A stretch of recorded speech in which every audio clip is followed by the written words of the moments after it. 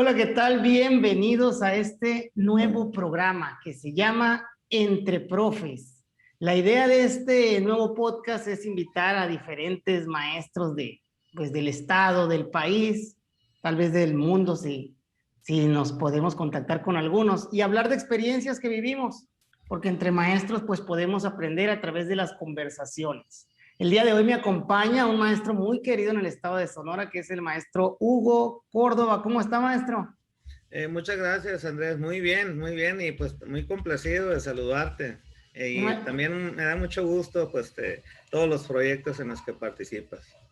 Muchas gracias, maestro. Pues aquí el maestro lo voy a presentar. Él fue maestro mío y de muchos compañeros en la Normal del Estado, en la Benemérita y Centenaria Normal del Estado, en Hermosillo, aquí en Sonora. Pero hace muchas cosas, el maestro es multifacético. Entre ellas, él es músico y toca con los Abson. Y pues ahorita vamos a hablar un poquito también de eso, ¿no? Maestro, hábleme de la parte de la normal primero. ¿Cómo fue dar clases en la normal? ¿Cómo llega usted a la normal y qué es esa experiencia? Bueno, mira, desde que yo era estudiante en la escuela normal, allá en la generación más o menos que egresó el 95, nosotros ingresamos para esto a una preparatoria propedéutica, que era un proyecto realmente muy especial que se llamaba Centro de Bachillerato Pedagógico. Eh, este proyecto pretendía que desde la preparatoria el estudiante tuviera ya un perfil que obviamente apuntara hacia lo pedagógico o a lo didáctico, ¿no? O ambas cosas.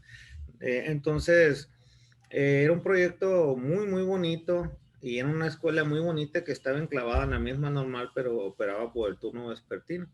Entonces, desde aquellas fechas yo tenía mucha inclinación ya por la partecita especialmente pedagógica, ¿no?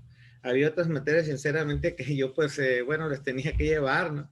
Pero en la escuela normal, ya como estudiante, terminé los estudios de preparatoria, fui mejorando como estudiante para empezar, ¿no? De la preparatoria a la, a la normal del estado. Y ahí fue donde yo me di cuenta de la importancia que tiene la escuela normal, sobre todo el contexto en el que habríamos de desenvolvernos, ¿no? Que es la enseñanza, en este caso primaria.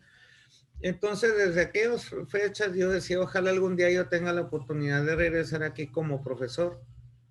Y sin quererlo, se dio esa situación más o menos en el año 2005.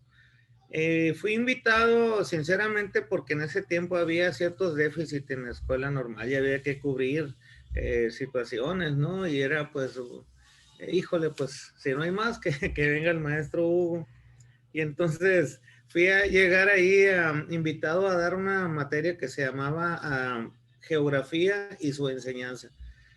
Nada más que esa materia, aunque sí me gusta como tal la geografía, sentía yo que tenía más que aportar en otras ramas más orientadas o más específicas a la pedagogía o a la historia. Entonces, un hermano mío que estaba ya como docente ahí, eh, supo de la situación y entonces se hizo un ajuste y entonces fui a dar la asignatura de historia y su enseñanza. Y fue así, Andrés, como yo llegué a la Escuela Normal del Estado en aquel 2005 finales, ¿no? Era como un cierre de ciclo, ¿no? De semestre. Y entonces de ahí luego se vino la necesidad de cubrir otras asignaturas ahí mismo en el plantel, ¿no? Para la institución, ¿no? Como en este caso fue una que se llamaba asignatura regional y una que se llamaba formación cívica y ética. Y entonces ahí empezó una experiencia muy bonita en la Escuela Normal del Estado. A mí me tocó que me diera esa, ¿no? Formación cívica y Okay. ética y su enseñanza en el año 2009-2010, que es cuando pues yo llegué ahí a la Escuela Normal del Estado. Yo estaba en el CREN, antes en Okay. Navojoa. Ok, sí tengo ese ¿Hasta recuerdo. qué año estuvo dando clases en la normal, maestro? ¿Todavía da o...? No, mira, yo intenté sostenerme como docente ahí en la escuela. Realmente yo les llegué a decir a mis compañeros que era un privilegio y no un trabajo, ¿no? Ser profesor ahí en la escuela normal.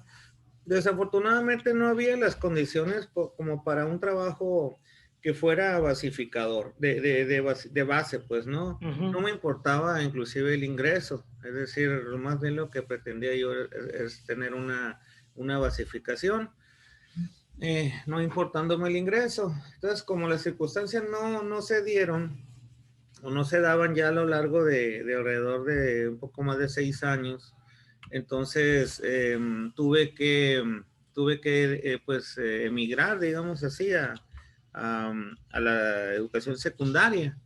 Eh, entonces en esos años yo pienso esperé el tiempo más o menos prudente.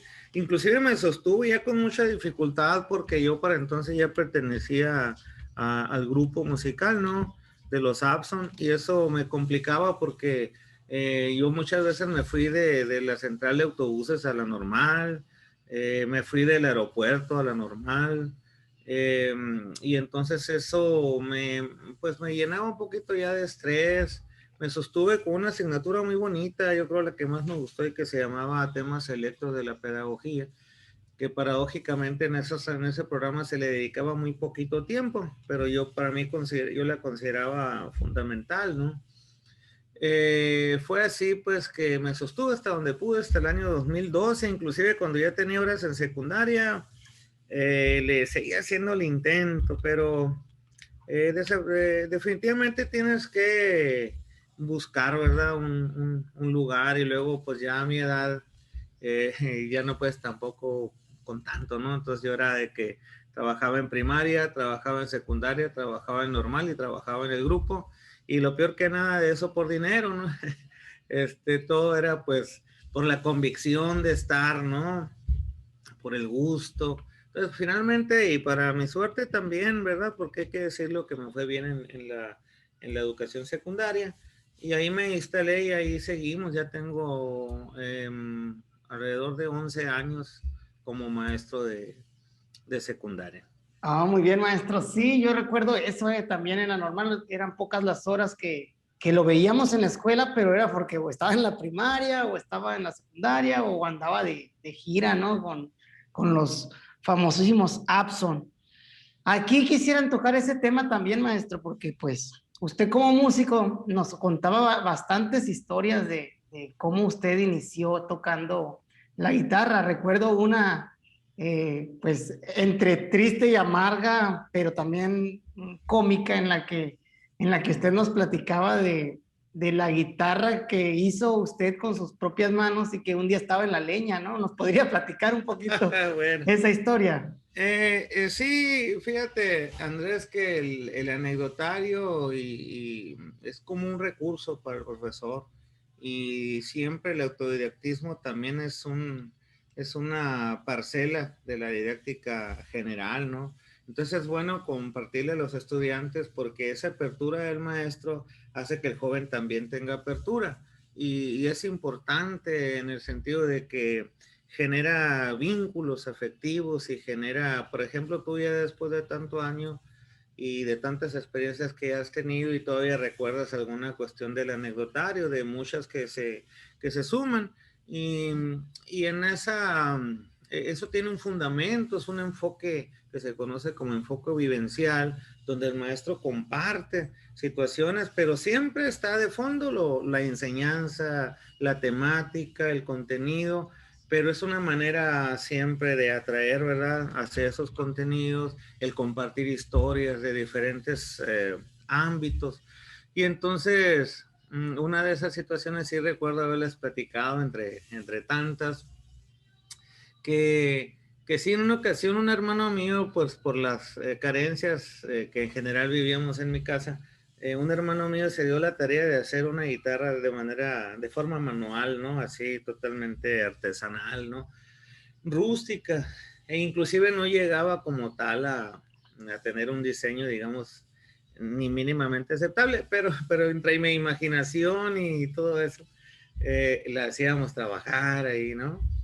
Y era como una rutina, porque antes de esa guitarra, para mí era un gran salto, ¿no? Porque yo hacía las guitarras de donde yo vivía en aquellos años, había muchos basurones y allá tiraban muchos plafones, muchas láminas de hielo seco que le decimos, y ahí yo las dibujaba, y luego con trocitos de cegueta las perfilaba y le pintaba botones, trastos, y yo con eso ensayaba, ¿no? Era una, era una especie de deseo, ¿no? Que yo tenía por ahí. Entonces, cuando pasaron los años, se dio esa situación que tú comentas, de que un hermano, como pudo, ¿no? Hizo una guitarra y pues ya era 3D, ¿no? Como se dice ahora. Entonces, caray, yo me sentía muy padre con esa guitarra. Entonces, de manera que yo llegaba de la escuela primaria, eh, um, me sentaba ahí a mis ensayos, y llegando era buscar la guitarra. En esa ocasión llegué y no la encontré, ¿no? Entonces, caray, ¿qué pasó? Eh, entonces mi mamá en aquellas fechas tenía por costumbre, pues también, como decimos en Sonora, en nuestro argot aquí sonorense regional, ¿no? De que atizaba en el patio, ¿no? Y entonces ahí, al no encontrarla, le pregunté, me dijo que no sabía, que la había visto por ahí recargada, pero que no sabía. Entonces yo en la nueva búsqueda que hice, pues ya vi cómo salía el mástil, ¿no? De la hornilla. Y le dije, mamá, mire, pues, mi hijo, pues no, la vi entre las tablas, y yo, pues, no, le dio, le dio vuelo también, ¿no? Entonces, sí, anécdotas como esa y muchas, pues, tenemos ahí. Son las partes buenas de la carencia, ¿no? Que te abres paso de una manera, pero pues van sucediendo situaciones. Muy bien, maestro, gracias. De hecho, ahorita está muy de moda lo que es el storytelling, que es enseñar contando historias, y eso yo lo recuerdo en usted, ¿no? Pero bueno, yo no lo había visto así como usted lo ve, como la estrategia que utilizaba, ¿no? O sea, ya estaba planificada como un anecdotario. Entonces veo que es algo pues pensado, planificado, y que efectivamente conecta. Yo estoy seguro que todos los que nos puedan escuchar, que les ha contado esa historia, la van a escuchar con mucho gusto, porque pues nos conectaba de cierta manera a lo que usted vivió, y a que usted nos estaba compartiendo algo de su vida y lo que generaba ese vínculo entre los estudiantes y pues usted como profesor. A No, ver, así. maestro, hábleme ahí desde su punto de vista. La enseñanza, pues dio en primaria, dio en secundaria. Vamos a hablar del nivel básico primero. Eh, ¿Qué diferencias nota entre unas y otras? Ya escuchando, dice, pues por necesidad se fue como que a secundaria, que se le ajustaba más a la parte de la otra profesión que tiene de ser músico. Pero en primaria, extraña la primaria, la parte de la primaria. A ver, platíqueme. Sí, sí, sí, porque realmente, pues mi corazón es maestro de primaria, ¿no? Yo fui 15 años maestro en la primaria, y pues para mí fue como, les insisto mucho a los estudiantes, de normal, es un privilegio, pues. Tanto así que yo desde antes, yo creo por ahí por los 10 años de servicio, yo ya alcanzaba dirección. Y no, yo decidí permanecer ahí en la clase, ¿no? Em, este, recuerdo muchísimo la ternura de los muchachos. Yo nunca tuve un problema en primaria, ni con padres, ni con compañeros, ni con alumnos, ni ninguna, nada de eso. Al contrario, fue una cosa muy bonita, era como una especie ¿será que yo tenía mucho esa idea de una pedagogía muy romántica, ¿no? Donde el profesor se vuelve pues prácticamente un siervo, y ayuda a los muchachos, y se involucra con los muchachos y sufre con los muchachos y conoce su entorno y procura, ¿no? A veces se logra, a veces no, pero diseñarles, trazarles una ruta, ¿no?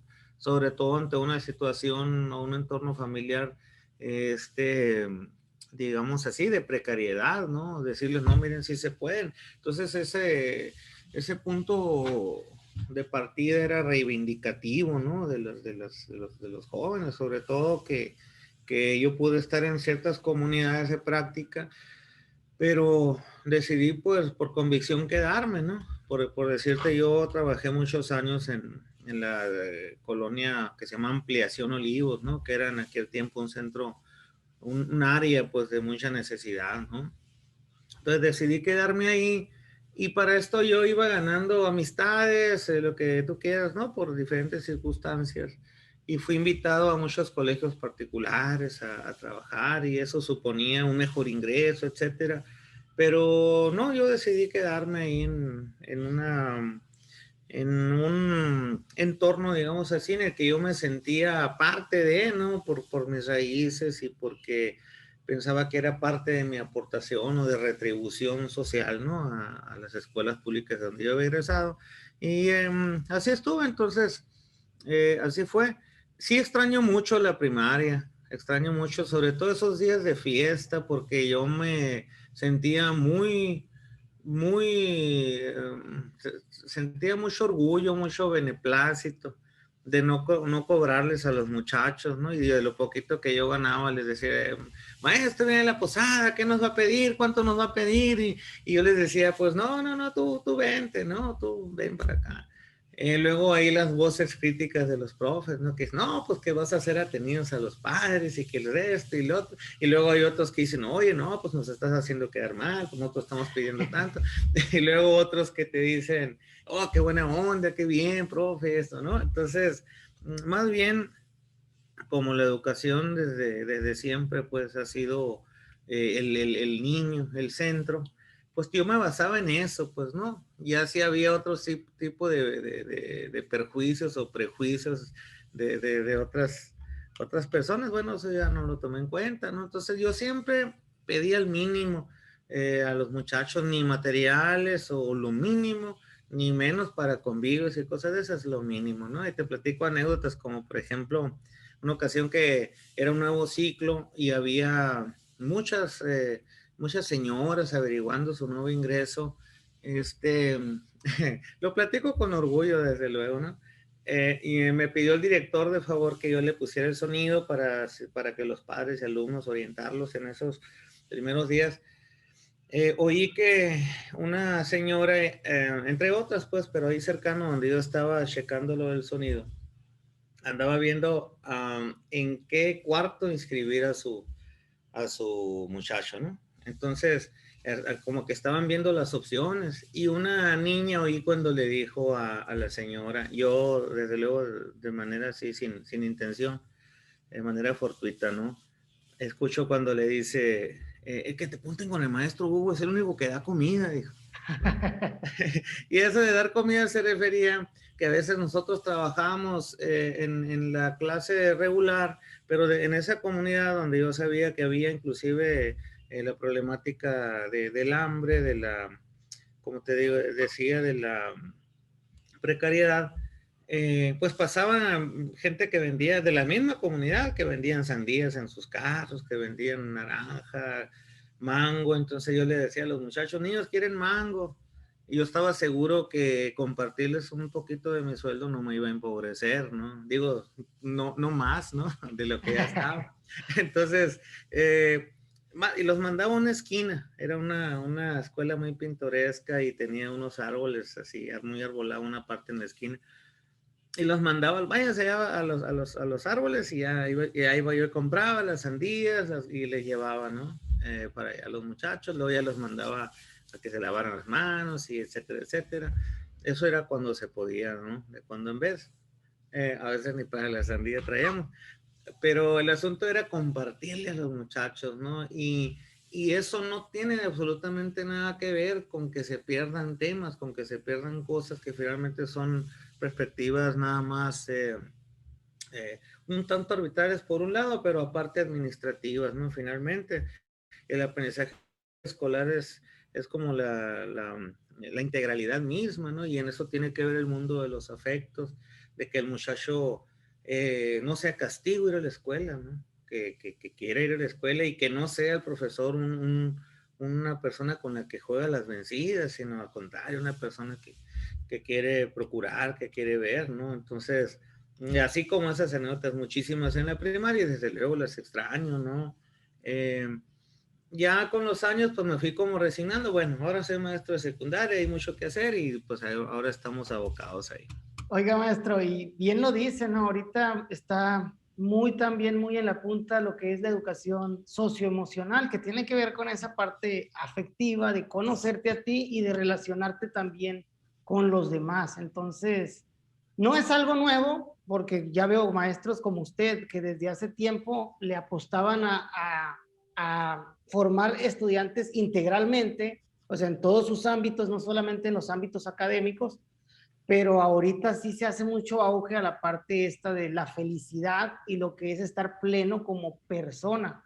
Entonces, ¿qué tan importante que el enfoque anterior de muchos maestros era a lo académico, a ir y español, matemáticas, casi dejando de lado las otras asignaturas, porque a lo mejor el mismo sistema te iba orillando por ese lado, ¿no? Entonces, ahora que vemos eso de la integralidad, y vemos también que antes ya había maestros que se preocupaban por eso y que estaban formándolos en ese sentido. Y a mí me da mucho gusto, ¿no?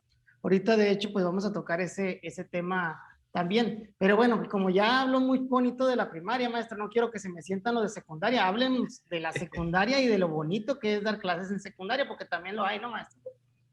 Fíjate, a nivel secundaria, el profesor, si es que el maestro por situaciones no emigra de la primaria a la secundaria, entonces si en la primaria era una persona ya de por sí que tenía que ser paciente, que tenía que ser gala de la paciencia, realmente esto se pone a prueba en la secundaria, ¿no? En la secundaria es cuando el profesor realmente debe de, digamos que estirar al máximo, ¿no? La liga, dar el máximo como persona en algunas situaciones. Una de ellas es la tolerancia, ¿no? Entonces, en la secundaria tienes que adaptarte a un joven que tiene varias facetas, ¿no? Que anda buscando cómo ser, que anda buscando cómo comportarse, pues, que reta a la autoridad, que reta a sus padres, que él mismo a veces se mueve en cierto extravío porque todavía no está, digamos, en una autonomía plena, la anda buscando cómo ser un sujeto libre, un sujeto autónomo.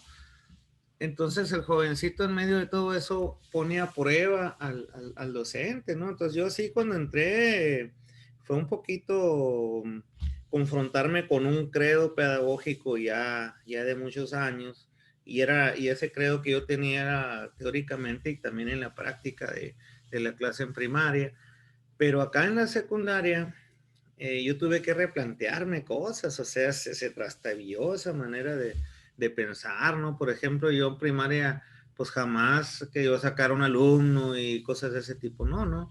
Y en secundaria, pues yo iba con la misma, con el mismo credo, la misma práctica, ¿verdad? En términos de fundamentos pedagógicos. Sin embargo, aquí te encuentras con que a veces en el entorno pedagógico es como un recurso muy socorrido por los docentes. ¿Sabes qué? Te me sales del salón. Entonces, si después uno quiere instaurar cuestiones disciplinarias o un nuevo orden, digamos así, sí es un poco difícil porque te casi chocas con algo que se estaba volviendo como paradigmático. Afortunadamente, ya en los últimos años yo he notado que ya hay un cambio, ¿no? Es decir, yo noto aunque hay mucho disgusto desde el docente, porque te digo, a veces no tenemos la paciencia necesaria, yo veo en los directivos en la institución en general, ¿no? Educativa, veo la disposición o el solicitarle a los profesores, pues, ¿no? Que no se caiga en esa práctica. Y yo veo, fíjate que sí, está un poquito a la baja, ya el maestro está entendiendo que tenemos que apoyar a los muchachos que tienen una circunstancia distinta, que, que en medio de las posibilidades tenemos que acercarlos a la currícula, a la vez que son seres sensibles y como tú decías ahorita, que ocupan una educación, una orientación que tiene que ver con lo socioemocional, pues. y eso sí los va a acercar realmente, les va a dar una llave pues para que luego se conduzcan con autonomía y que puedan participar en proyectos y en diferentes grupos y en diferentes grupos de pertenencia y en diferentes ámbitos también. Entonces, la secundaria me ha planteado para mí también retos, sin embargo, eso fue, pues yo creo, de inicio. Eh, entonces luego ya digamos que tomamos un ritmo de trabajo y el mismo perfil lo pude instaurar, ¿no? Que es un perfil humanitario, humanista, del lado del joven, más allá de cómo te paguen, ¿no? El joven, tú tienes que estar del lado de él. Y anécdotas, pues también muchísimas, donde inclusive el joven en ocasiones es injusto con el profesor, pero tú no lo haces por eso, sino por una convicción. No lo haces necesariamente por el joven, sino por un sistema pedagógico que haga que el muchacho aprenda, que el muchacho crezca, que el muchacho se desarrolle, ¿no? Algo así te puedo decir. Y si hay diferencias entre secundaria y primaria, pero fundamentalmente considero que el docente es un reto, si es que te digo, pasó de la primaria a secundaria, es un reto la parte esa de ser tolerante, de ser flexible, porque luego puede caer en la incomprensión, ¿no? Porque dices, oye, viejo, pues si yo me estoy esforzando por ti y mira tú las actitudes que asumes.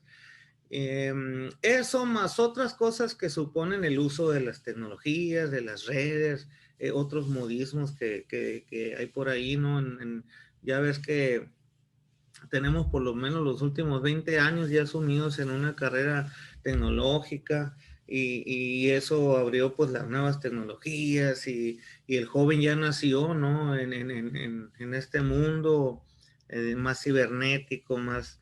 Y luego se dieron fenómenos distintos como el ciberbullying que maestros que venimos de un poquito antes nos ha tocado esa transición y ajustarnos a la nueva situación, ¿no? Y ahora con esto de la pandemia, más retos y en especial yo considero que el nivel secundaria es el nivel que más problemas en un momento dado puede acarrear en una educación a distancia, porque es como si es el reto de autoridad a nivel presencial, pues así en esos términos, pues dicen muchachos, no, pues, ¿no?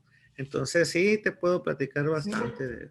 No, pues sí, maestro. De hecho, bueno, yo esto es lo que le digo a los padres de familia de una academia de taekwondo que tengo aquí en mi pueblo, que la mayor influencia de los niños pequeños, pues son los maestros. Los maestros de cierta manera tenemos mucha influencia con ellos, porque los niños pues son, al ser niños, pues no andan buscando quién ser, simplemente son ya los niños.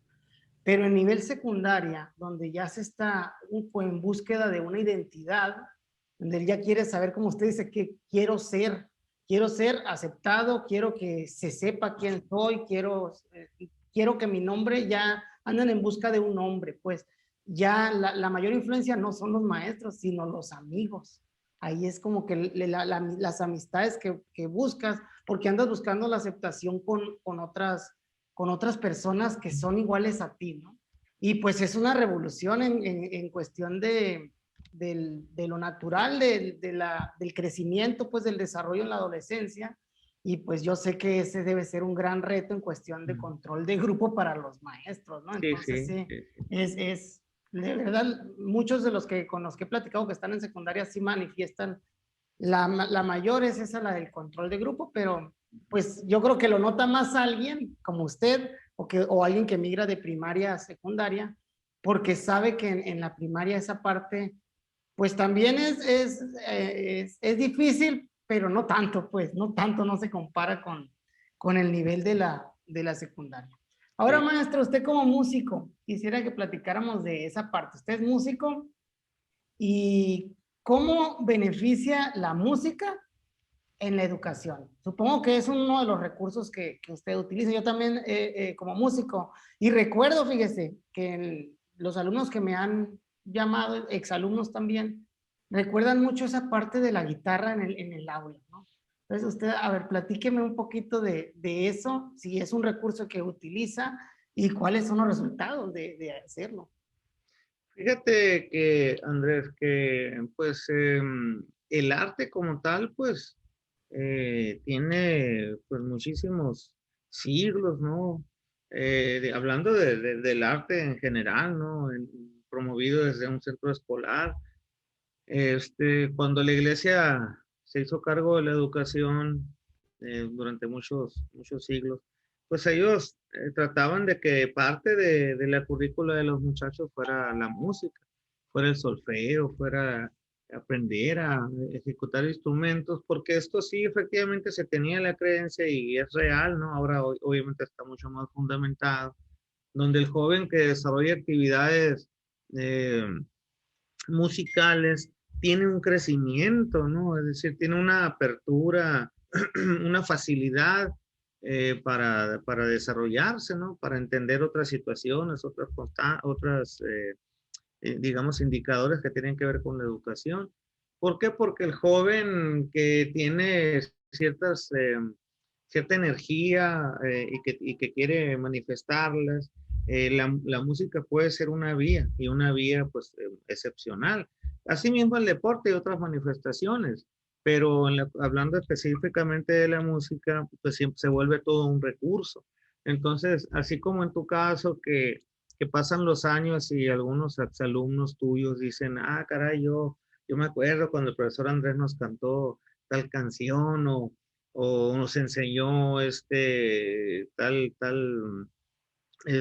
tema con alguna temática, pues tal canción con alguna temática, o si alcanzaste a desarrollar algún curso, algún taller para enseñarle a 2 o 3 alumnos, son plus que el maestro de escuela puede darle. Es cuestión de que tenga la voluntad, porque hay muchos profesores que a veces tocan guitarra y no por diferentes circunstancias no lo comparten.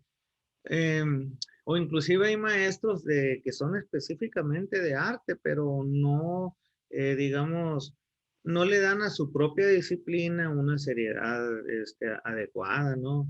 Eh, entonces, en el caso mío, pues yo no soy maestro de música, fui maestro de grupo regular y ahora que fui a secundaria soy maestro igual de clase regular. Eh, pero mucha gente cree que soy maestro de música. Entonces me llaman inclusive de todo el estado, maestro, ¿dónde tiene la academia? ¿Puede ir mi hija? ¿Le puede dar clase a X persona? Fíjese que mi nieto me gustaría que le diera. Digo, señora, mire, yo lo que quisiera es tiempo y si lo tuviera encantado de la vida, ¿verdad? Pero lo único que he podido hacer, te platico de los dos casos. En el caso de primaria, duré 15 años y tuve 105 alumnos que les enseñé a tocar guitarra de manera gratuita y entre recreos y entre sábados así, ¿no? Porque por eso te hablo de voluntad, de que el maestro tiene mucho que compartir, pero tiene que tener la mentalidad esa de quererle aportar a los alumnos más allá de su ingreso e inclusive sacrificar un poquito del tiempo tuyo y del tiempo familiar pues para los muchachos. Entonces es un asunto que tiene mucho que ver la voluntad del profesor. Eh, cuando, cuando yo, el último día, que no me caía todavía el 20, me dijeron las instancias correspondientes, maestro, pues ya es su último día en primaria. Entonces yo me quedé, era día laborable. Entonces le dije, entonces ahorita sí, vaya a la primaria para que se despida. Entonces yo de pronto, caray, no, fue un impacto para mí, o sea, era decirle adiós a un nivel en el que tú, pues, y en el caso mío, pues lleno de alegría había estado yo ahí. Hasta entonces me cayó el 20. Entonces voy a mi escuela y como yo había hecho ese trámite 1 o 2 días previos y ese día le había pedido de favor a una hermana mía que también es docente de primaria que cubriera para que los grupos no estuvieran solos, mi grupo no estuviera solo en lo que yo arreglaba ese trámite con carrera ministerial, con el sindicato, con la secretaría. Entonces cuando llego, yo me empecé a sentir mal, me empecé a sentir triste, era despedirme de los muchachos, pero con todo lo que representaba, ¿no? Era ese grupo, pero detrás de ellos muchos, ¿no? Entonces era algo difícil para mí. Entonces llego y los muchachos, maestro, esto y lo otro, y mi hermano dando clase ahí, ¿no? Cubriendo el día. Entonces, fue una situación realmente emotiva para mí. Y lo peor que yo tuve que controlarme y fingir con los muchachos que todo bien, y muchachos, y miren esto y lo otro, y es un asunto así, así, voy a tener que yo, pues, dejar aquí la escuela, pero no se van a quedar ni un día sin clase, yo me voy a encargar, y etcétera, etcétera, ¿no? Eh, pude, aunque algunos niños quizá me notaron, pero pude ocultar yo la situación, ¿no? Sin embargo, ya la había hecho cuando yo había, digamos, iniciado un nuevo, estaba por iniciar un nuevo curso de guitarra, ¿no? Quizá yo de manera desaprensiva no advertía que ya me iba a ir, yo involucrado, sí, sí, vamos a armar un nuevo curso de guitarra aquí. Entonces una niña andaba en eso de entrar y andaba en eso de comprar guitarras, que recuerdo el nombre, se llama Ana, la niña, aunque pues ya no supe que paró la historia, ¿no? Pero ya la había librado y muchachos nos vemos y esto y lo otro, cuando se acerca esa niña, maestro, me dice, entonces ya no compro la guitarra, me dice. Y entonces otra vez, ¿no? Otra vez el sentimiento de decirles, híjole, pues mira, por mí, cómprale y a ver cómo le hacemos. El asunto que fueron 105 alumnos que yo les enseñé. Tuve en una escuela que se llama Colegio de Sonora, ahí curiosamente, y que me sirvió muchísimo y les sigo agradeciendo, tuve la oportunidad de hacer un cobro. Ahí como dicen que te hizo justicia la revolución, porque yo anuncié un curso gratuito, igual que siempre, ahí en el Colegio de Sonora. Sin embargo, algunos profesores de ahí mismo impartían inglés, impartían otras cosas con una cuota, muy módica la cuota, pero había cuota. Entonces la directora de ese momento me dijo, maestros, que entiéndanos que si usted abre de manera gratuita, aquí estamos cobrando esto, aquí se cobra lo otro, y yo pues va a tener que poner una cuota, y yo pues renuente, ¿no? Híjole, le digo, es que bueno, es mínimo, maestro, son tantos pesos. Bueno, es una reunión con los padres y les expliqué, y fue una madre de familia la que me dijo, maestro, y usted también tiene necesidades, maestro. Por ejemplo, ahorita no está estudiando y salió de una madre de familia, pues sí, estoy estudiando la maestría en la Universidad Pedagógica. Ah, pues maestro, está, mire. Y otra madre de familia dice, maestro, ¿qué le parece si le pagamos juntos? O sea, le pagamos, no el mes, sino le pagamos. Y fíjate que curiosamente con ese pago, yo completé el pago de uno de los semestres de la maestría allá en la Universidad Pedagógica. Bueno, fue ese grupo de aproximadamente 30 muchachitos que tengo ese recuerdo, ¿no? Y de esta última niña que te digo que iba a ser la número 106, que es Anita, no recuerdo realmente los apellidos, pero anécdotas de esas muchas. Ahora ya yendo a la secundaria, en la secundaria tuve la misma disposición y también hubo un fenómeno ahí de justicia, digamos así, sin que yo lo deseara, desde luego, ¿no? Pero se dijo, ¿no? Como siempre había hecho esto en la primaria, armaba pequeños grupos, armaba pequeñas rondallas o participaban muchachos en festivales o cosas así, muestras. Estando ya en secundaria empecé con la misma política y, a ver muchachos, a ver, ¿quién le gusta la no? Pues que me vengan, pues y el sábado nos vemos, y nos vemos el martes, es inhábil, pero el que quiera venir, no, pues yo voy. Y poco a poquito entre guitarras, eh, ya sabes, ¿no? Un muchacho con una guitarra de muy buena calidad y 10 12 niños con guitarras de que no se podían ni tocar, y entonces otra vez el maestro tiene que ser solidario. Y entonces dice, no, muchachos, no se preocupen. Y ahí yo estoy arreglando guitarras y poniéndoles puente y poniendo cuerdas. Y de lo poquito que uno gana, compartiendo. Dice, no, ¿sabes qué? No, maestro, dice mi mamá que si cuánto le debo. No, pues mi hijita le digo, no es negocio, no es lucro. Es ganas de compartir. Además, a mí me hubiera, ahorita te platico una experiencia que tuve en secundaria, en la Prevo, por si alguien egresó de por ahí que luego vea pues tu trabajo. Pues a mí me hubiera gustado mucho en secundaria haber tenido esa, esa oportunidad, ¿no? Que yo a los muchachos ya les he dado pues por los últimos 10, 11 años, donde yo mismo les enseño a tocar y a los más sobresalientes armamos un conjunto musical y les ponemos canciones, ¿no? También que no se pierdan canciones que por ahí están, ritmos, géneros que lo puedo retomar con los muchachos y a les enseño a hacer voces, primera, segunda y tercera voz y les enseño el bajo, la guitarra, la batería y armo. Entonces el asunto que esa oportunidad que no tuve tratado yo de brindarles, les llevo con recursos propios como yo he podido, les llevo mis pequeños equipos, sonidos, audios ahí para que se presenten, ¿no? Entonces, en ese proyecto seguimos, te decía de que me hizo justicia de la revolución. No lo digo yo, me lo dicen otra gente, porque cuando todavía estaba el programa de carrera magisterial, estas actividades que se conocían como extracurriculares empezaron a tener un valor. Yo lo hacía de antes, ¿no? Esa crítica sí le hice yo a mis compañeros, recuerdo, porque cuando esas, creo que le llamaban horas adicionales, o Eran no me horas acuerdo la verdad, cocurriculares. o algo así, ¿verdad? Yo para esas cuestiones administrativas realmente. Entonces, entonces sí vimos una escuela con más profes yendo a trabajar en otros horarios, porque ahora sí tenían pues un valor, con pena y todo, yo les dije alguna vez, ¿no? Manera de crítica, en un consejo técnico, ¿no? Que le dicen que pues cuando tuvo valor, entonces sí el profesor fue, inclusive algunos sábados me tocó ver eso, ¿no? Y ese no es el asunto en mi perspectiva, sino realmente, ¿no? Intentar, por ejemplo, en el caso tuyo, si sabes de la defensa personal y tienes una escuela y es muy padre, bueno, ahí en la escuela, pues promover eso también, ¿verdad? Algunos alumnos se podrán especializar y ya podrán ir a tu escuela, pero algo podrás tú interesar a los muchachos en el ámbito, no, no sé si todavía estés frente al grupo, pero en su momento a lo mejor también le inspiraste a algunos niños, ¿no?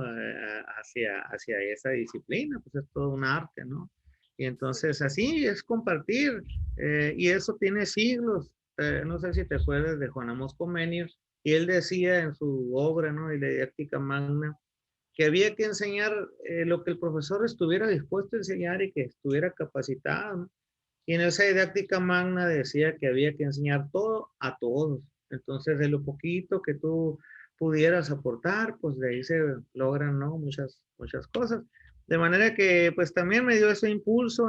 Después ya se quitó la carrera o no, no sé, ya no me acuerdo qué pasó, pero igual seguimos nosotros, ¿verdad? Con los grupos y hasta la fecha, hasta las últimas fechas antes de la pandemia teníamos ya previsto el nuevo grupo y los nuevos cursos. Y en esa intención nos movemos, esperando ahora que se retome lo presencial y hacer nuevamente concursos de canto, talleres de guitarra, grupos artísticos, etcétera. Muy bien, maestro. Sin duda, para mí la música, y creo que no es frase mía, no la he escuchado, es el alimento del alma. Y pues es muy gratificante todo lo que conlleva evocar estas emociones y sentimientos a través de, pues, del arte, ¿no? Ya sea pintura, escultura y en este caso música, que yo pues sí me inclino un poquito más hacia allá por la parte también de información y lo que he aprendido. Y cuando habla de enseñanza, para mí un sinónimo, así lo pongo siempre que me digan, ¿qué es enseñar? Para mí enseñar, un sinónimo es compartir, ¿no? Y tiene que ver con eso de que está mencionando usted, de lo poquito o mucho que yo pueda saber, que el otro también pueda saberlo o saber hacerlo, dependiendo lo que sea el contenido que se esté tratando. De hecho, sí, muchos de los estudiantes, como le digo, me tocó, no sé si la tocan los Abson, maestro, pero a lo mejor sí que se llama la canción del último beso. Sí, pues fue realmente un cantante de los Samson que es, digamos que era muy de moda en aquellos años que el vocalista luego se hacía solista. Entonces este cantante que se llama Leopoldo Sánchez y era conocido como Polo, después de su etapa con Abson como de un año y cacho o 2 años yo creo, pues salió del grupo se lanzó como solista y ese fue uno de sus éxitos, El último beso. Ok, pues esa canción yo la cantaba desde la normal en el CREN, pero la seguí cantando siempre que fui por el resto de los años que estuve dando clases. Ujú. Y es una canción de las que más me recuerdan los alumnos. Ahora que hay redes sociales y hay Facebook, algunos alumnos me han contactado y me ponen, maestro, ¿cómo se llama la canción de por qué se fue, por qué murió? Me ponen. Y ya le pongo yo, no, pues se llama El último beso y ya. Y sí, sale con él, ¿no? Con Polo, creo. Yo Polo. les digo, yo siempre les había dicho que era de los Abson, ¿no? Porque Bueno, sí, de hecho, hay otras canciones de Polo como esa y otras que estaban destinadas al grupo de los Samson, pero por la amistad que tenía, fueron cedidas al cantante, inclusive los propios Samson acompañaron a este cantante en la pista de las canciones, como una que se llama La Miedosa, que por ahí la vas a encontrar con Ramón Ayala y otros, ¿no? Pero que es una versión también de Polo, entre muchas otras, ¿no? tiene miedo de ir al cine, ¿no? Sí, sí, maestro. Pues bien, otra era que canten los niños, pero esa es una canción ya que es, pues era como tradicional de cantar en las primarias y también es como el recuerdo. Entonces, esa parte también a mí me ha gustado. Ahora que se hablaba de la autonomía curricular, maestro, yo soy de la parte que me gustaba porque siento que ese era un espacio donde tú podías abrir para que el maestro compartiera, enseñara compartiendo de lo que sabe. En este caso, si yo hubiera estado frente a grupo, me hubiera gustado abrir un club de música o abrir un club de artes marciales, como lo estoy mencionando, que son cosas que desgraciadamente cuando las quieres aprender, tienes que ir a veces a una academia y te cuestan, porque la vida cuesta, tienes que ir y pagar. Y este espacio de la autonomía curricular sentía que te abría un espacio de oportunidad para muchos niños que no pueden pagar, porque no todos, y esa es la realidad, no todos están dispuestos a ceder de su tiempo pues para compartir y enseñarle a otros estudiantes. Y no siempre es porque no se quiera, a veces porque no hay tiempo. Ya ve usted que dice, a veces no alcanza el tiempo quisiéramos. Y si a eso le sumas que hay gente que no tiene la voluntad también, pues no se puede hacer mucho, ¿no? Entonces ese espacio a mí me gustaba, como que sentía autonomía curricular. A lo mejor estuvo muy mal diseñada su implementación, no sé, pero siento que era un espacio que podías aprovechar tanto en primaria como en secundaria para hacer clubes deportivos, clubes de gastronomía, clubes Seguro, de seguro. ese tipo. ¿Cómo lo vivieron, maestro? Pues ya es en el, donde usted trabaja, esa parte de la autonomía curricular. Pues mira, en el caso de la dinámica de la secundaria, eso también tuvo que ver con un asunto de reforzamiento académico. Es decir, en algunos casos se les dio un perfil así de reforzamiento, de refuerzo, porque el profesor en medio de que se le asignaron horas, hubo profesores que en esa reasignación que se hizo, en su carga horaria, ya tenía menos clase frente a grupo. Y entonces, por un cambio que hubo en los diseños de los propios planes, ¿no? En el programa. Y entonces lo orientaron hacia esta autonomía curricular como horas de refuerzo o de reforzamiento, pero también en el caso mío aprovechamos ya con esa descarga también para trabajar un poco de una manera un poco más sistematizada. En el caso mío la música, que ya fue un taller, digamos que tenía, que yo ya podía poner un horario en la semana y decirle, ¿saben qué? El martes y el jueves hay que traer la guitarra, la van a dejar en tal parte, a tal hora se vienen para acá. Y efectivamente yo coincido contigo, era un espacio que si se tenía la voluntad podía ser muy de mucho provecho para los muchachos.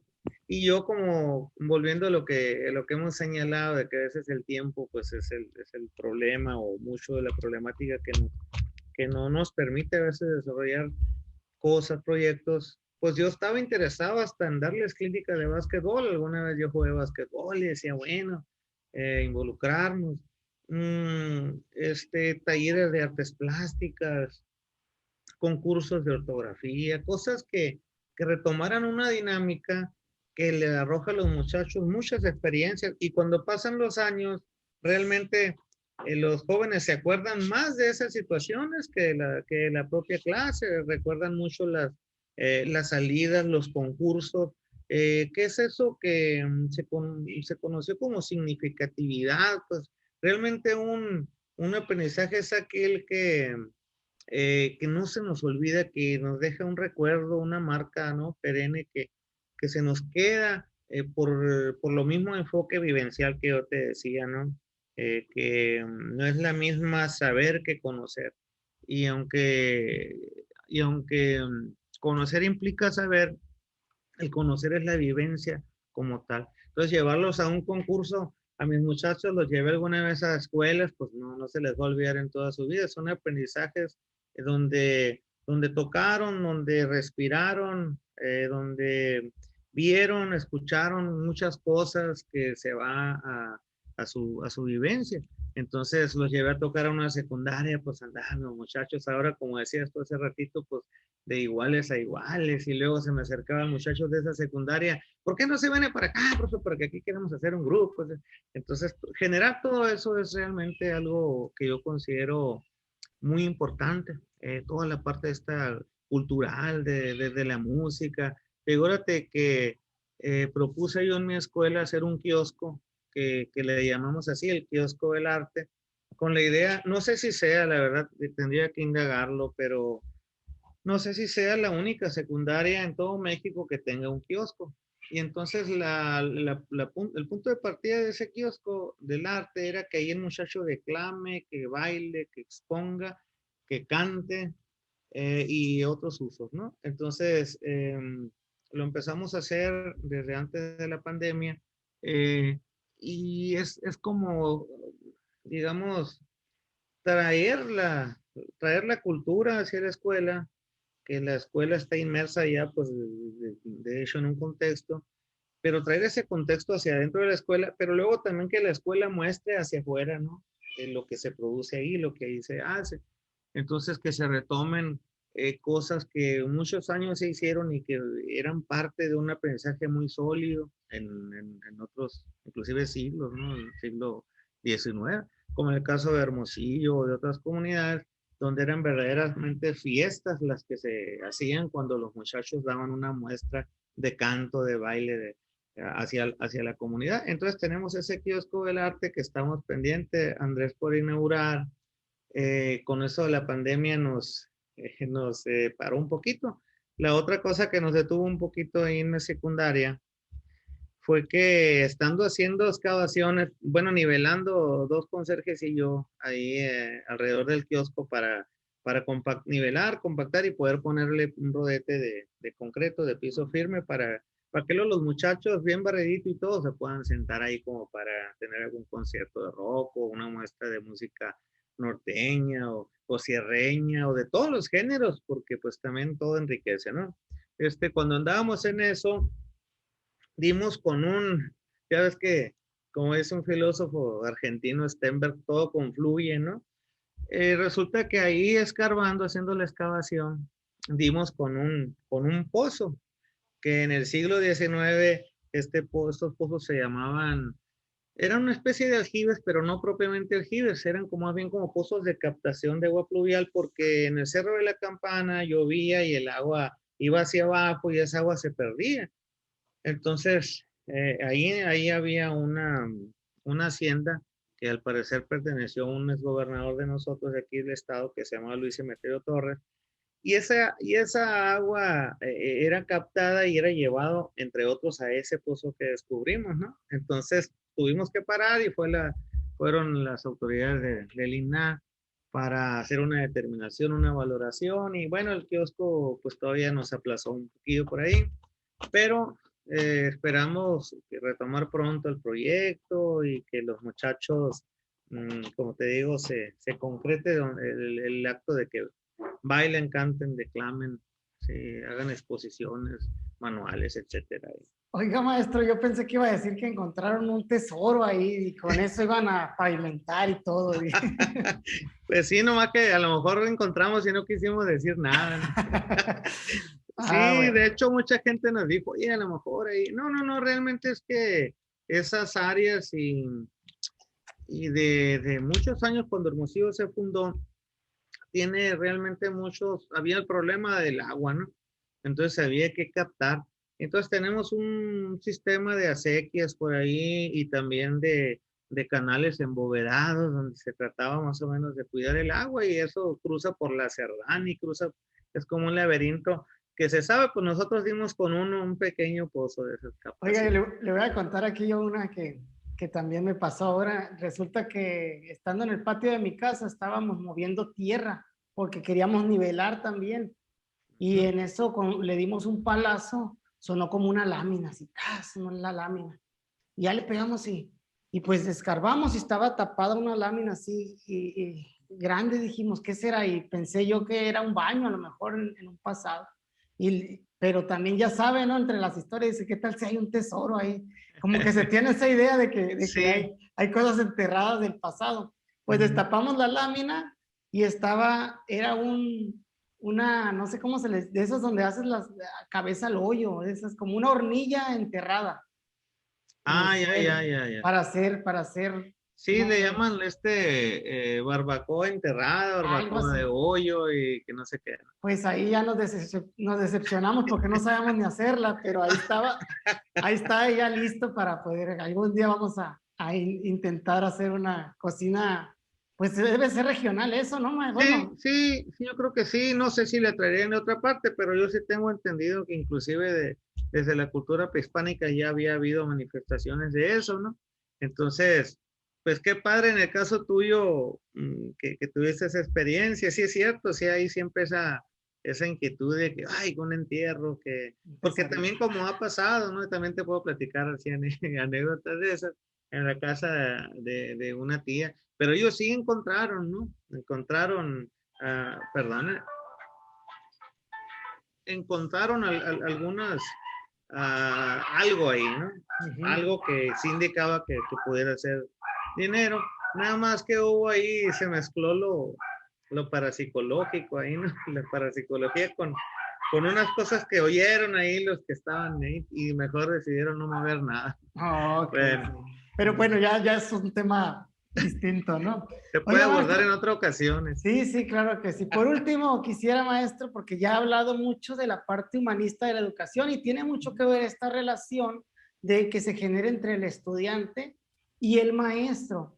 Y es tan así la relación tan buena, vamos a decir, para el aprendizaje, que bueno, en este momento yo, de lo que me acuerdo, de lo que la pasé bien y de lo que aprendí en la normal, me dio la confianza pues para mandarle un mensaje y establecer esta conversación. Y así he visto que algunos estudiantes lo hacen también conmigo y aquí es donde yo recurro a que la frase que dice que los alumnos se acuerdan más de cómo los trataste que de los contenidos que les enseñaste. Quisiera que me hablara de esa parte, aunque ya ha mencionado algunas cosas. ¿Qué tan importante es esa relación que tiene que ver del estudiante con el alumno? Digo, perdón, del estudiante con el maestro, del maestro con el estudiante, en cuestión del trato, yo creo más que nada, porque a veces somos autoridad en el aula, sí somos autoridad en el aula porque tenemos una responsabilidad como maestros, pero al final del día o al final todos somos personas y humanos y tenemos que tener un trato digno y creo que de ahí parte mucho la relación que se genera, ¿no? ¿Usted qué opina? Sí, lo que pasa es que para ser docente ese es definitivamente una parte muy importante, ¿no? Es parte de tu perfil, es parte de lo que tú eres, ¿no? Entonces, como ahorita tocas el tema tú de la autoridad, eso a veces es una tentación para alguien que no está educado, ¿no? Es decir, es un sujeto en ocasiones que se vuelve autoritario, ¿no? Entonces, el maestro tiene ante sí la opción de ser un maestro humanista o la opción de ser un maestro autoritario. No es autoritario con un maestro aisebaísta, no, no se da así. No es un maestro autoritario, estricto, formal, con un maestro que todo deja pasar. No, no es así, no es tan maniqueo, no es un maestro muy estricto, muy formal, muy productivo, contra un maestro muy informal, que pues, los alumnos hacen lo que quieren con él. O sea, hay una perspectiva. Entonces, el maestro que tiene una perspectiva autoritaria normalmente descalifica. Ah, pues el profesor dice, pues, ¿cómo no les va a caer bien a los alumnos si se la lleva contándoles chistes? ¿Cómo no le si nada más cuenta historias? Y no, es un enfoque maniqueo, ¿no? De la didáctica o de la pedagogía en todo caso. No es eso, es más bien que el profesor debe estar muy, muy preparado en hacer llegar los contenidos, en hacer llegar un, em, digamos, una intencionalidad, ¿sí? Pedagógica, de enseñanza y de por vida a través de diferentes formas. Y lo que regula o lo que siempre está detrás de esas formas es precisamente un estilo de ser docente. Es un perfil que el maestro tiene a toda prueba con un credo pedagógico muy bien definido. Te voy a platicar yo un ejemplo porque todo esto pues es muy ilustrativo. Yo alguna vez fui así, no necesariamente autoritario, pero con muchos rasgos de autoritarismo, ¿no? Porque también cuando sales tú de profesor, luego también buscas ese rostro tuyo, esa personalidad docente, tú también la tienes en construcción, y aunque llevas bases de la escuela normal, luego empieza a ser Andrés Morales, ¿no? El profesor, ya ver, ¿no? En los hechos, en el campo. Y entonces en el caso mío, yo me fui en mi primer año de servicio, mi segundo, cuando me dieron cambio aquí a Hermosillo, mmm, yo tenía ante mí la posibilidad de ser de una manera u otra. Y yo decidí ser un maestro muy estricto, de mucho rigor. Y hacía frases como: mañana aquí los quiero, bien bañaditos, bien estudiaditos, bien limpiecitos de los zapatos, etcétera, etcétera. Y, así. Y hacía frases como: el uniforme no está dictado para si lo quieres o no, es obligación. Y te cortas el pelo porque aquí no quiero alumnos así, así, así. Y con los zapatos bien limpiecitos. Y la credencial no la llené de okis, ¿eh? Mañana la vas a traer. Entonces, mi grupo se empezó a distinguir ahí como, oye, pues si eran un mismo entorno, ¿por qué el sexto A todos están limpiecitos? Ahí también aprendí varias cosas porque el maestro comete excesos. Les dije a los niños: mañana los quiero aquí bien bonitos, bien bañaditos. Me llegó una niña, me acuerdo, con zapatillas, como si fuera una fiesta. Llegó así la niña, ¿qué pasó? Le dije: contigo, ¿vienes? No, pues como dijo maestro que sí, pues como que pero llevó así como sus mejores galas la niña, ¿no? Entonces ya uno dice: ay, caray, digo, qué bonito, porque dice que te están tomando en serio.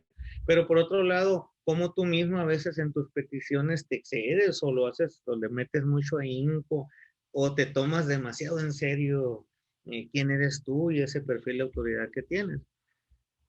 Sin embargo, eso me arrojaba, por ejemplo, en este caso, el supervisor, recuerdo haberlo escuchado decir: ¿por qué en ese grupo sí están muy bien fajaditos? Llevan su uniforme, sus patos bien peinaditos, traen su credencial, mira qué grupo está. Entonces yo me sentía: no, mire, pues es que yo no estoy Como pavo pendiente. real, así, ¿no, maestro? Sí, pues lo dijo enfrente ahí en el micrófono.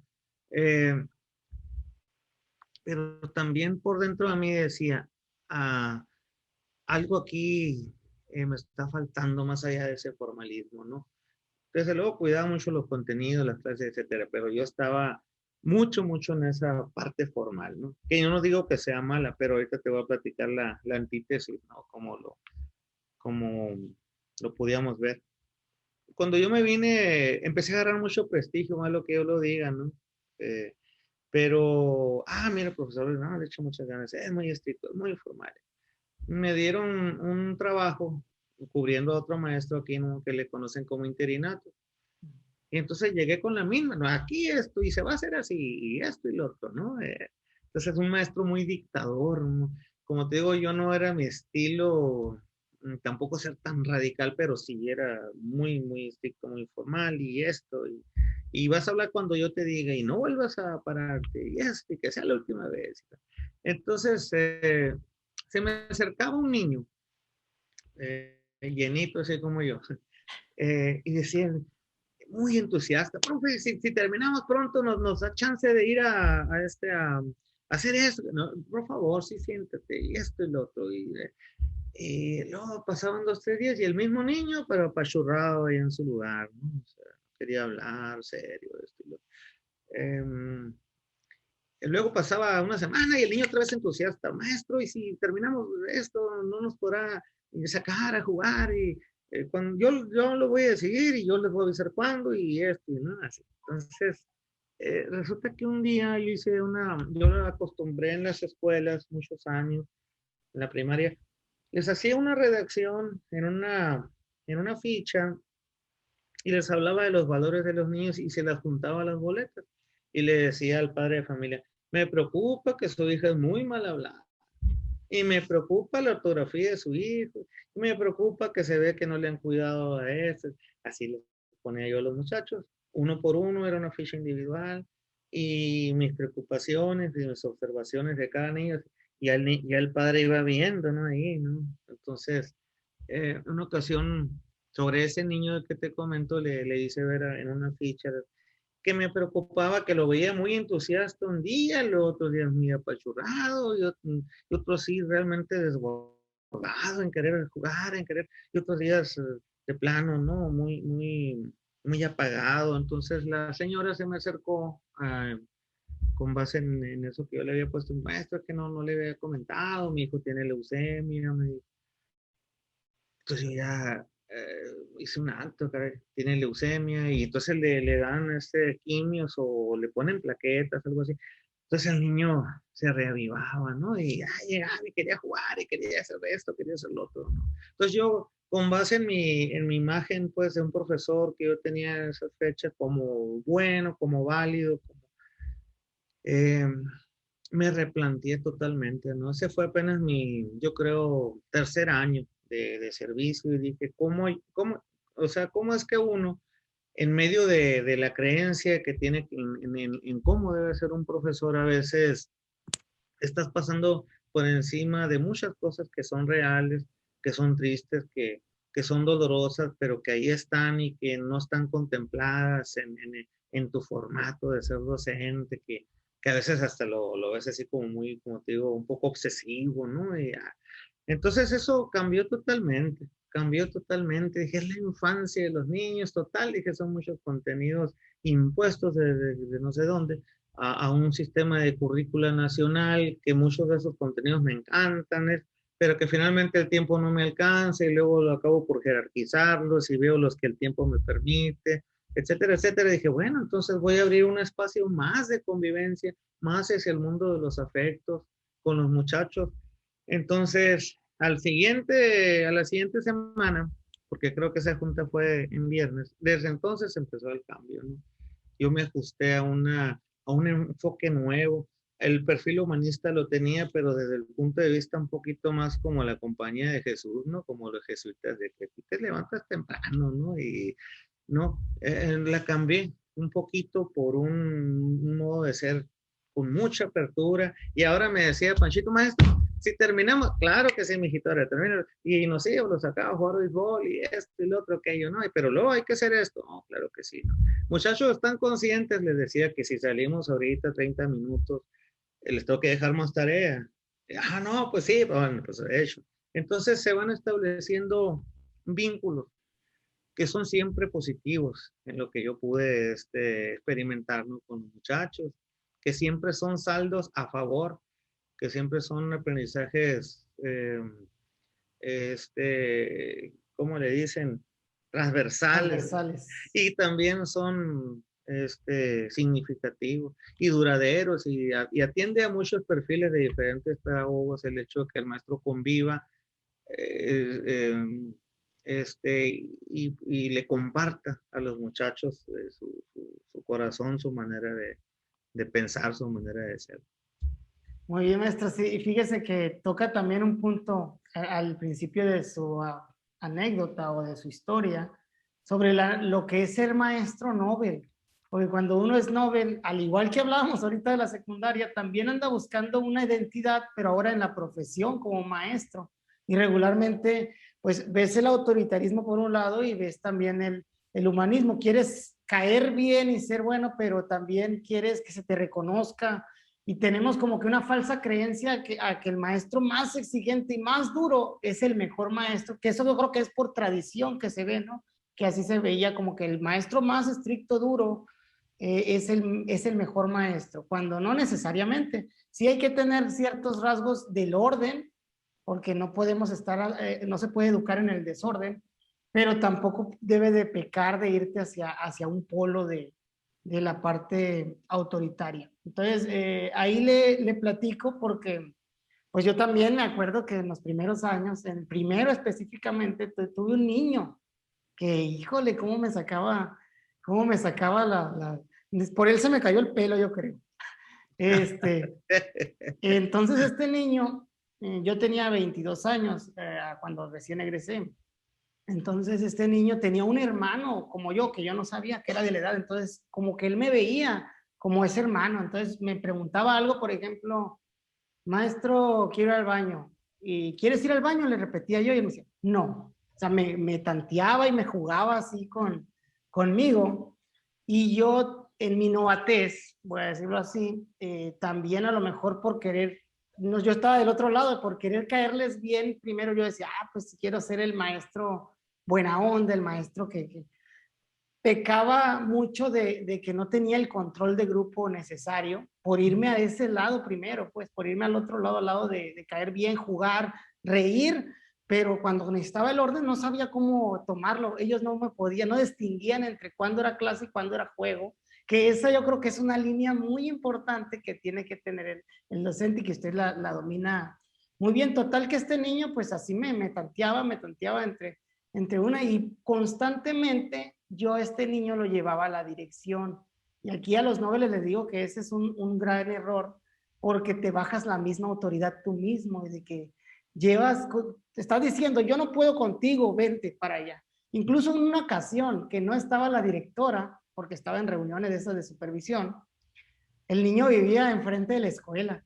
Lo llevé hasta su casa y hasta su casa para decirle a su mamá. O sea, bueno, ahorita lo cuento así, ¿no? Digo, pero con qué, vamos a decir con qué novatez yo saco al niño de la escuela y dejo a todos allá y lo llevo y lo dejo enfrente de su grupo. Y a la mamá le digo, su hijo, ta.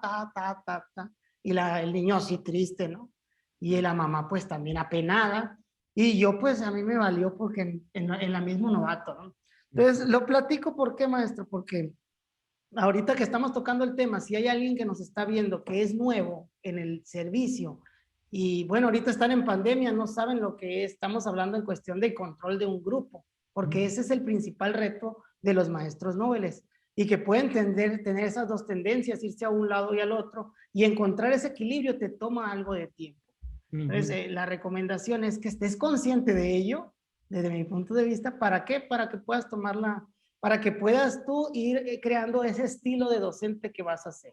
Que no sea ni muy autoritario, ni muy, vamos a decir, no voy a decir humanista porque en el humanismo creo que lo que cabe es saber el control y entrarle por el lado de los afectos, como usted dice, sino que irme al otro lado de darle por el lado al estudiante por siempre, ¿no? No, sí, Pero de bueno, hecho, es que como se dice, los extremos se juntan. Entonces, eh, si tú te vas con un maestro muy estricto, muy autoritario, se obtienen casi los mismos resultados, muy pobres, ¿no?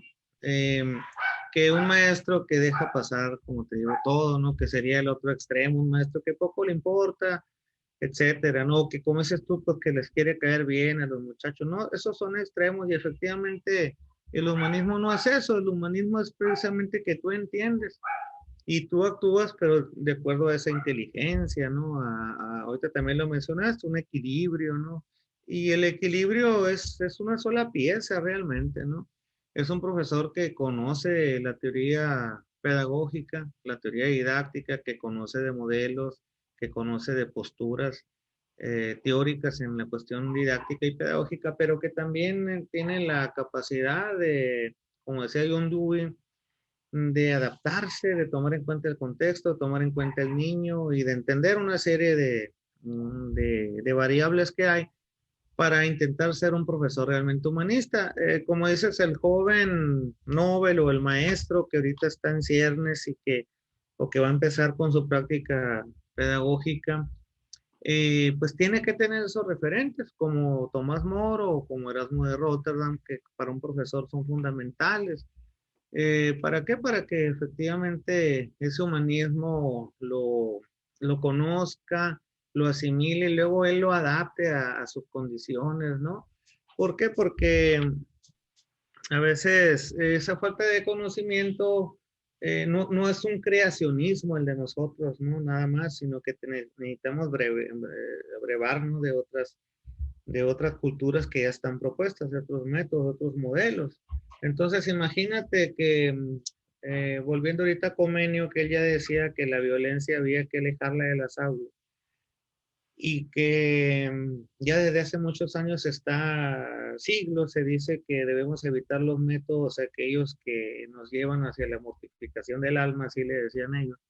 Es decir, un joven amenazado o haces esto o esto, lo otro, pues si tiene siglos que nos están diciendo que no es esa la vía. Entonces debemos alejar todo tipo de coerción lo más que se pueda sin caer, como dices tú, al extremo el otro, ¿no?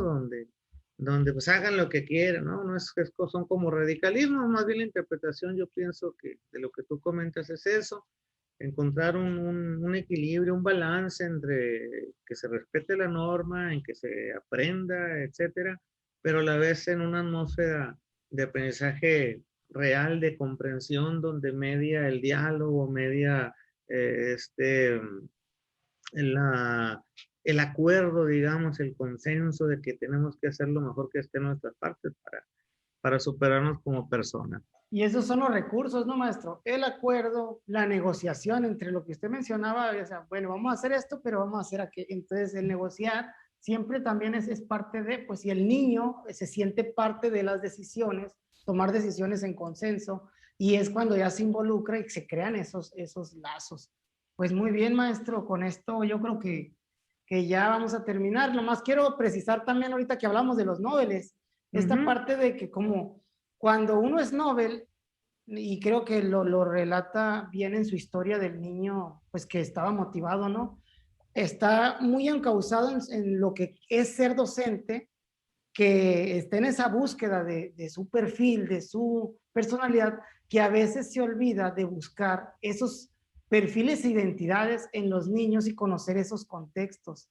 Que ya cuando, que también esa es otra recomendación, no, enfócate sí en formar tu personalidad, pero no se te olvide dónde estás, con quiénes estás, de dónde vienen esas personas, qué están viviendo esos niños, para que realmente puedas hacer esa conexión entre docente y alumno.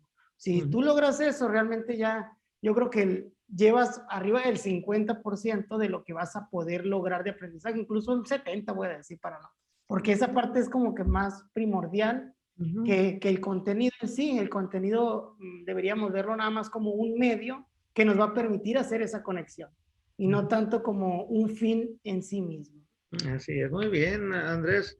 Pues no sé si tengas alguna otra Sí. cuestión. Yo que el tiempo, pues afortunadamente de momento cuento con él, pero igual si quisieras hacer más adelante alguna otra temática, alguna eh, cuestión grupal, yo estoy aquí para servirte, como le digo a todos los alumnos que fueron mis alumnos, ahora maestros, ya todos que me superaron, muchos son directores y supervisores y cosas que me da mucho gusto y tienen muchos estudios y demás, ¿no? Además de que tienen manejo en las redes sociales y en muchos recursos, pues, de las nuevas tecnologías. Pues todo eso me da mucho gusto. Yo hago lo que puedo realmente, ¿no? Aunque yo soy profe, como le digo a todos, a mucho orgullo de banquillo, de aula, ¿no? No descarto, fíjate que ya estoy en el año 27 ahorita por iniciar, ¿no? Estoy cerrando el ciclo 26, pero tengo ánimos, tengo todavía planes, cosas que hacer, mientras haya salud, ¿verdad? Que es lo único que pide uno, pues tratar de seguirle aportando a los muchachos en la escuela, ayudarle al profesor, ayudarle a la escuela como tal, ¿no? A ver en qué mejora uno en su aspecto, ir a sembrarle arbolitos, ir a ver qué cosas se proponen, qué cosas se involucra uno, en qué cosas participa. Y eso a la larga pues te va a dejar a ti pues mucha satisfacción, ¿verdad? Que es muchísimo mejor que el dinero, porque el dinero pues como dijo su José Alfredo, no sabe uno ni dónde lo deja, ¿no? Entonces, lo otro es algo bien importante y bien simbólico para un profesor, ¿no? Sentirse útil en en una comunidad. Muy bien, maestro, pues lo voy a dejar ahí abierto a que la gente nos comente y nos diga si quieren otra dinámica Aquí hacemos un grupo más grande a lo mejor y platicamos de más cosas pues para otra ocasión. Por último, nomás eso, maestro, pues, ¿qué les diría o qué les quisiera decir a todos esos ya maestros, como dice usted, que ya están en las aulas, algunos directores, supervisores? ¿Qué mensaje les podría dar desde el maestro Hugo, desde usted hacia allá, que sea un consejo, una recomendación o un saludo, no sé? Y bueno, pues ambas cosas. Dejarles un saludo a todos los que escuchen, ¿verdad? Esta transmisión, este diálogo que hemos tenido.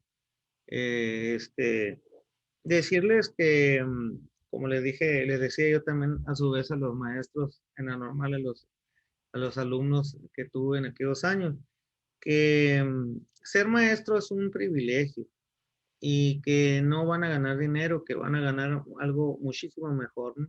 Que es educar. Educar es un compromiso, pero es una actividad, la docencia, que se convierte en un privilegio porque después de que tú estás aportando, ayudando, orientando, guiando, aclarando y una serie de cosas que son parte de tu tarea, pues todavía te pagan, ¿no? O sea, te pagan por hacer el bien, por sentirte bien.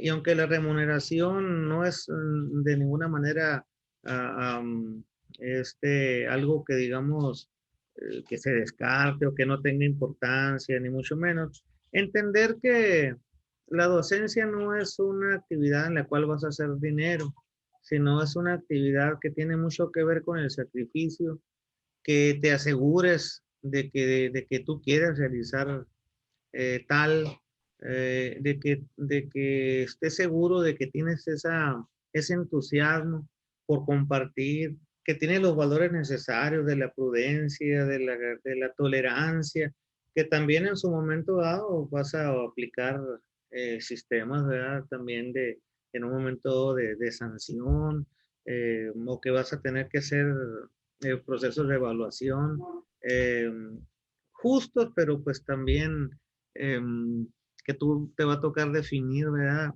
Qué tan, qué tan estricto, qué tan formal vas a ser, porque tienes que tomar en cuenta el país en el que vivimos, el medio en el que crece el joven, la familia donde crece el joven, el desarrollo del joven, tú como maestro, la escuela como institución para asignarle una calificación a un niño, tomar en cuenta todo eso y no señalar al niño nada más como responsable, ¿no? Tratando de asignarle o de recargarle a él, ¿verdad? Este asunto. Entonces, si tú reflexionas en todas esas temáticas, y estás convencido de eso, pues échale muchas ganas a la lectura, al entusiasmo, al optimismo para que seas un profesor o una profesora así, que no esté viendo el reloj para salir, que no sufra sus clases, sino que esté involucrado con los muchachos. Y esa es una llave muy importante. Si te involucras en esos proyectos, en cosas para mejora de tu escuela y que luego ves logros o que haces inclusive cosas más allá del programa para que el joven o la jovencita, el estudiante, pues aprenda. Eso te va a redituar a ti enormes carretadas que te digo que es mucho mejor que el dinero, una satisfacción enorme de ayudar a gente, a personas, a que sean personas lo más correctas que se pueda, lo más de bien que se pueda. Y pues eso no, realmente no hay pago, ¿no? Que se cubra cuando tú sientes que tú estás aportando, esa es una tranquilidad de conciencia, no tienes que demostrarle nada a nadie, son tus actos lo que te sostienen. Y además en un momento no sientes que ocupas recursos, ingresos, sientes más bien esa necesidad de estar ayudando, ayudando. Y luego paradójicamente por añadidura, te llegan cosas, ¿no? Te llegan, se te retribuye de una forma u otra, ¿no? Entonces, alguna vez me preguntó alguien, maestro, pero si es así, entonces, ¿por qué usted toca en el grupo? Bueno, inclusive ahí, ¿no? Ahí en la cuestión musical, yo empecé a tocar a los 15 años y como maestro empecé igual que tú, Andrés, a los 22. Entonces, yo ya tenía, cuando empecé a dar clase, yo ya tenía 7 años de músico, ¿no? Tocando ahí asustadito en los eventos, bodas, 15 años, etcétera. Y después eso me llevó igual a escenarios más grandes, pero pues eso es circunstancial, ¿no? Entonces ahorita bien contento con ambas cosas. Y lo que te digo, ahorita retomé mi grupo aquí en lo que pasa la pandemia, aquí estoy activo, aquí en Hermosillo, este, y en lo que se hacen eventos más grandes, salidas, etcétera. Y pues quedo a sus órdenes también, me pueden buscar. Pues tengo una cuenta de Facebook donde aparezco así, no sé si ya tenga este número ese que piden, creo que 5,000 o no sé. Pero si alguien está interesado, pues pueden contactarme ahí, aparezco como Hugo Córdoba, me envían solicitud y ahí platicamos. Siempre para mí es un privilegio. Y como en tu caso, Andrés, que siempre ya he visto cómo le echas muchas ganas a todo lo que haces. Y pues te mando un saludo y un agradecimiento. Pues fuiste un estudiante muy bueno, muy participativo como normalista, crítico, reflexivo y de buena pluma, de buena redacción. Eh, pues qué bueno que sigas ahí en donde estés, ¿verdad? Apoyando, aportando, ya sabes que finalmente todo lo que sea que redunde en beneficio para los estudiantes. Que es la idea, yo creo, maestro, y yo creo que yo lo reduzco a que ser maestro es servir, prácticamente, es servir, es estar dispuesto a para el otro, es estar para el otro. En el caso de educar, coincido totalmente, es servir para sacar lo mejor de cada una de las personas que estén a nuestro cargo como maestro o en el puesto que estés, ¿no? Al final de cuentas, todo influye y todo es lo mismo. Oiga, maestro, nomás por último preguntarle, ¿cuántos años tiene ya con los Abson?